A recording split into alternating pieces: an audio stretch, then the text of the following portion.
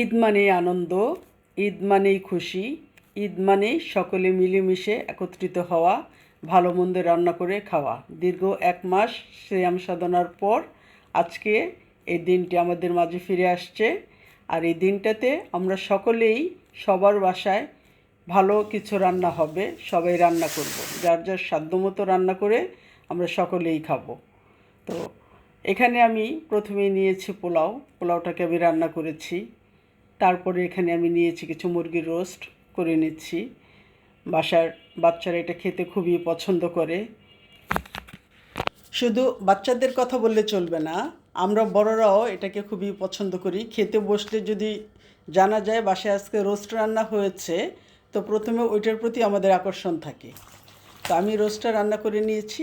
তারপর এখানে আমি নিয়ে নিয়েছি কিছু গরুর মাংস, ঝাল গরুর মাংস রান্না করেছি ঝাল করে। এটা খিচুড়ির সাথে খেতে খুবই ভালো লাগে। আমি এখানে খিচুড়িটাকে স্কিপ করেছি, আপনাদেরকে দেখাইনি, কারণ খিচুড়িটা আমি সকালে রান্না করেছিলাম, ওইটা আমার খাওয়া হয়ে গেছে, আমার ভিডিও করার কথা মনে ছিল না, যার জন্য আমি করতে পারিনি। তারপর আমি এখানে নিয়ে নিচ্ছি কিছু সবজি, বেশ কিছু সবজি দিয়ে আমি এখানে একটা সবজি রান্না করেছি। এটা আমার খেতে খুবই ভালো লাগে, প্রতি ঈদে এটা আমার ঘরে চাই। আমি, আমার মেয়ে এবং আমার জামাই আমরা এটাকে খুব পছন্দ করে খাই, খুব ভালো লাগে। আর এই সবজিটা এমন একটা ফেমাস খাবার হয়েছে, যে কোনো অনুষ্ঠানে, যে কোনো আয়োজনে এটা চাই, এটা থাকবেই। এটা সকলেই সবাই কম বেশি করার চেষ্টা করে, তা আমিও এটা বাসায় রাখার চেষ্টা করি।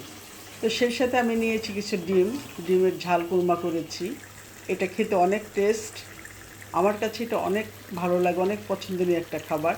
তো আমরা বাসায় 6 জন মেম্বার ছিলাম, জানি ডিমটা বাসি হলে খেতে ভালো লাগে না, যার জন্য আমরা 6 জন ছিলাম।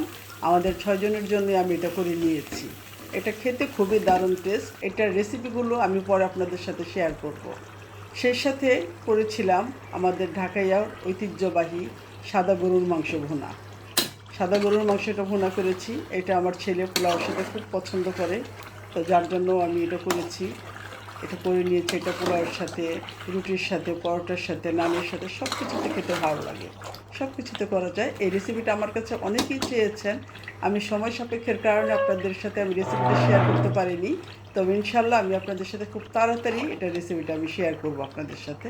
আমার পেজে আমি একবার দেখিয়েছিলাম এটা কীভাবে রান্না করতে হয়, তারপর অনেকেই আমার কাছে জানতে চেয়েছেন।